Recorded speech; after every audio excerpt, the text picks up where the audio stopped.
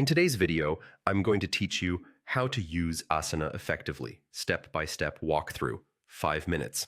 Let's start at the Asana login page. If you're new to Asana, create an account by following the prompts. If you already have one, go ahead and sign in. On the login screen, type your email address, click Continue, then enter your password and press Log In. Keep your credentials secure and consider enabling extra security options in your account settings later. Once you land on your Asana homepage, it's time to create your first project. Look for the New Project button. You can either use a template or start from scratch. Templates are great if you want a quick setup for common workflows like onboarding or product launches. If you prefer full control, choose to create a blank project. Give your project a clear, descriptive name so your team can recognize it at a glance, then click Continue. Next, choose how you want to view your project. List view works well for structured, step-by-step work.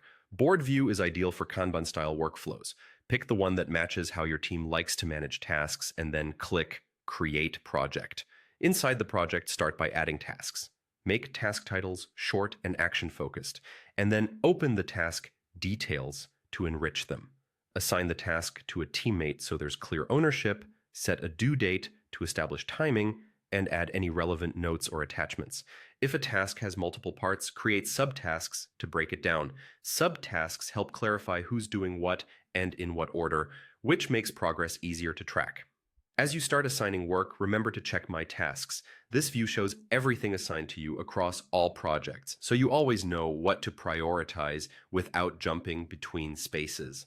Now take a moment to explore the interface so you're comfortable navigating. You'll see sections for your projects, your tasks, and more ways to filter and find work. When you're back inside a specific project, click Customize. This is where Asana becomes truly powerful. You can add custom fields to track things like priority, effort, or status. Forms help standardize how requests come in so you capture the right details every time.